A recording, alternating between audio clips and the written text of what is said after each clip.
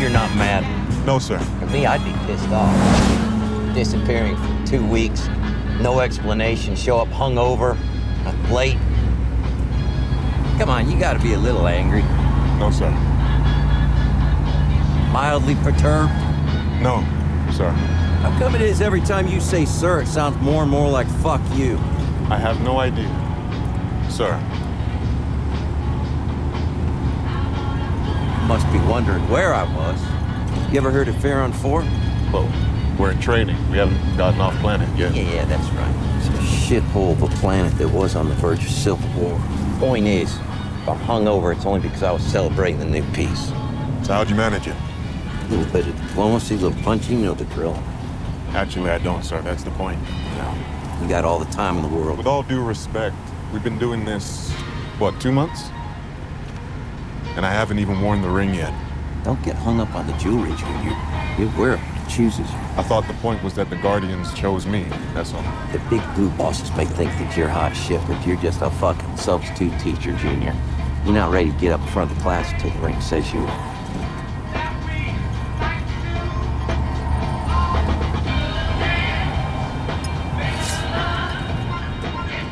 Yeah? You want to take it? Is that a test? There's a taco stand up the road about 3 miles. I'll meet you there.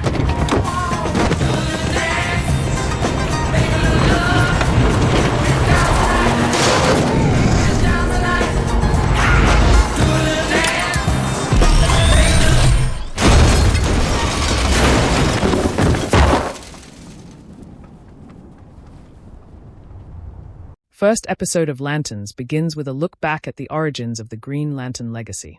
In 1996, a group of children watches Hal Jordan appear on television during an interview on 60 Minutes.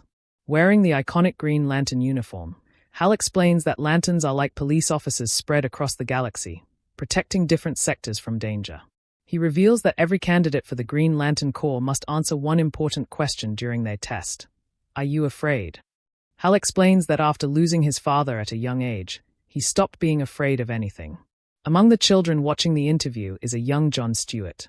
However, his childhood is far from normal. When his father returns home wearing military clothes, he forces John to stand outside with an apple on his head while asking the same question Hal mentioned. Are you afraid? John confidently says no before his father shoots the apple off his head. Although the strange moment ends with an embrace, it reveals the harsh environment that shaped John into the person he becomes. Years later, John is preparing to become the next Green Lantern. He has spent 2 months training as Hal Jordan's backup, although Hal has been absent for 2 weeks. When Hal finally arrives to pick him up, he looks nothing like the legendary hero John expected. The older Lantern appears tired, unorganized, and uninterested in following traditional training methods. During their drive, Hal tells John not to become obsessed with the ring itself, calling it only a tool. To prove his point, he removes the Green Lantern ring and places it on the dashboard before suddenly jumping out of the moving car. John is forced to grab the ring and use its power to survive as the vehicle crashes. Although he survives, he is furious with Hal's reckless behavior. While walking away from the crash, John calls his father and complains that Hal nearly got him killed. His father tells him to stay focused and continue the mission because this opportunity could change his life. Shortly afterward, the ring activates and creates a holographic version of Hal's younger self. The projection explains that it is a backup of Hal's consciousness and has been programmed to deliver a message from him. There's Hale in Rushville, Nebraska. When John delivers the message to the current Hal, everything changes. The joking and careless Lantern suddenly becomes serious. He tells John to pay the bill and immediately leaves for Nebraska, showing that the mysterious message is connected to something important. John travels to Rushville and finds Hal at a high school football field surrounded by police and emergency vehicles. A violent incident has taken place, and Hal believes it may be connected to something much bigger.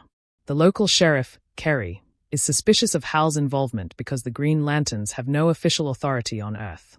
However, Hal believes the attack may involve aliens hiding among humans. The two Lanterns notice a suspicious man near the scene. When the man realizes they are watching him, he runs away. After a long chase, John manages to catch him, and Kerry arrests him. Later, Hal and John discuss the responsibility that comes with the ring. Hal explains that the ring is not just a piece of jewelry but a dangerous weapon, and knowing when to use it is the most important part of being a lantern. Hal reveals how he became a Green Lantern. He was once a test pilot when he suddenly found himself surrounded by a strange green energy field. An alien pilot had crashed nearby, and before dying, the creature gave Hal the ring because it had chosen him. Hal believes the crash was not random and that the ring came to him for a reason. Determined to question the suspected alien, Hal intentionally starts a bar fight so he can get arrested and placed near the prisoner. Meanwhile, John meets a woman named Zoe at the bar and explains that Earth usually only has one active lantern. His role is to train as Hal's replacement in case something happens to him. After leaving together, John spends the night with Zoe. The next morning, John retrieves Hal from the sheriff's custody. During the hearing, a local lawyer named Billy Macon offers to represent Hal and quickly gets him released. Billy then invites Hal and John to dinner at his family's ranch because his father is a huge Green Lantern fan and wants to meet the hero. However, the visit quickly becomes uncomfortable. The ranch is heavily guarded, with armed men watching the property. There, Hal and John meet Billy's father, Will Macon, a wealthy and mysterious man who claims to be protecting the land for someone else. Will believes aliens are preparing to invade Earth and thinks the man in custody is part of an alien advance force. Hal becomes suspicious of Will's true intentions, but Will insists that they share the same goal, protecting Earth from anyone who was not born there. During the dinner, John discovers that Zoe is actually Will's wife, making his situation even more awkward. Will also hints that he knows about John and Zoe's encounter, leaving John uncomfortable. The following day, Hal interrogates the captured suspect. He explains that there are several alien species capable of appearing human, making them nearly impossible to detect. At first, the prisoner seems normal, but during questioning he begins revealing strange details that prove Hal's suspicions were correct. The alien hints that he is part of a dangerous mission and claims he may have a biological weapon hidden inside his body that can be activated at any moment. He also reveals knowledge about the Green Lantern ring, including the fact that it needs to be recharged and may not have much power remaining. When the alien mocks Hal and suggests that the lantern secretly wants to die, Hal loses control. He throws the prisoner against the wall, but the alien begins activating the explosive device inside him. With only seconds remaining, Hal traps him inside a protective green energy barrier, saving everyone nearby as the explosion destroys the room. After surviving the blast, Hal proudly tells everyone that he was right. The prisoner was an alien. The episode then jumps forward to 2026. John Stewart, now older and wearing a beard, drives through a snowy night.